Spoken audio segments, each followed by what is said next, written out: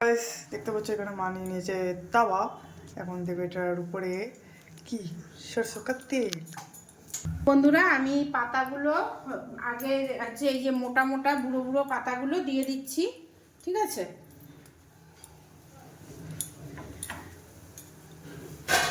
এরপরে এই যে কচি কচি পাতাগুলো দিয়ে দিচ্ছি।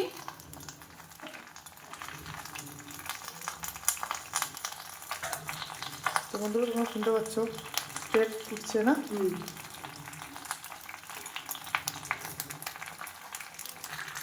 তো বন্ধুরা দেখো এখানে পাতাগুলোকে ভালোভাবে পেতে নিয়েছি, ঠিক আছে।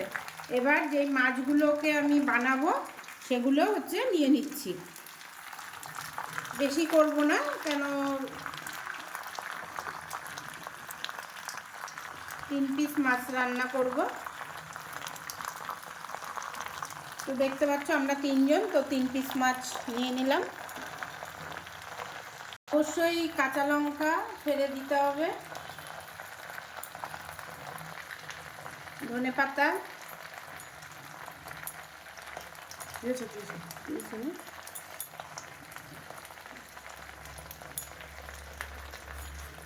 এবার দিয়ে দেবো মশলাটা আগে থেকে করে রাখা। এর মধ্যে হচ্ছে আদা বাটা, শুকনো লঙ্কা, জিরে, কালো জিরে, রসুন পেস্ট আদা দিয়ে, ঠিক আছে।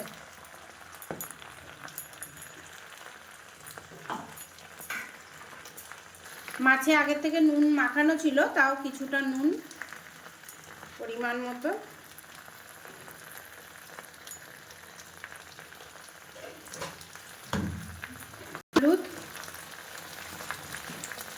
হলুদ দিয়ে দিলাম পরিমাণ মতো। সর্ষের তেল,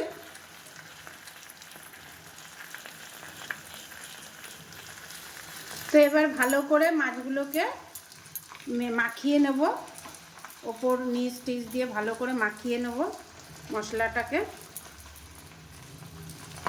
যাতে চারিদিকে মশলাটা মাছের লাগে। তেল মশলাটা না, দেখতেই পাচ্ছ মশলা দিয়ে হলুদ দিয়ে পুরো মাখিয়ে দিলাম।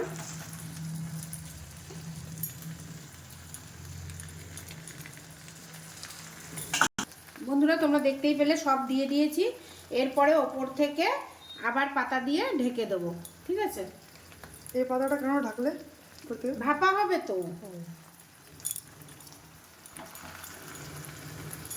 আর এই পাতাগুলো কিন্তু ভাতের সাথে ডলে, এই পাতাগুলোই ভাতের সাথে ডলে খেতে হবে। সবজি সবজি আর মাছের মাছ। তো বন্ধুরা তোমরা দেখতেই পেলে ঢেকে দিলাম। এবার এটাকে, এই পাতাটাকে ভালো করে মুড়িয়ে,